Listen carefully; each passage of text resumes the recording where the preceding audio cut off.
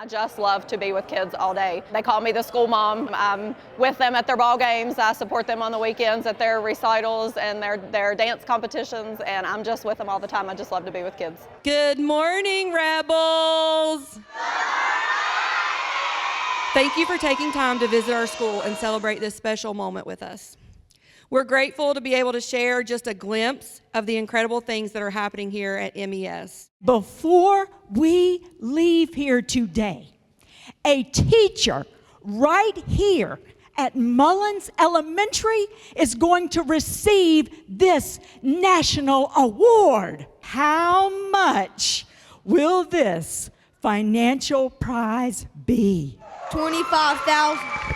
And the teacher can use the money any way he or she chooses. The Milken Educator Award goes to Brooke Bailey.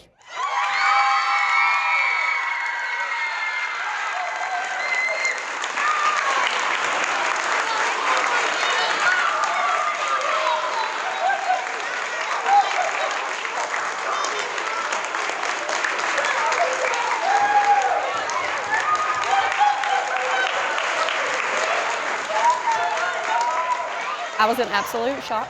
My classroom aide that I have was sitting beside me, and she just kept looking at me like, they're going to call your name, they're going to call your name. Like, Miss Sarah, stop, it is not me.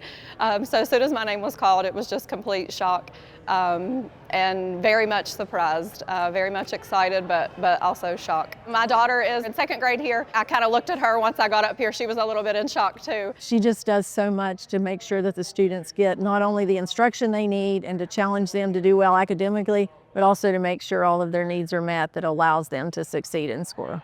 Mrs. Bailey has no idea, what's getting ready to happen. The initial recognition is such a shock, but then the opportunities that will come her way will be incredible. So remember I told you the State Department was coming today and we had an important day? Yeah?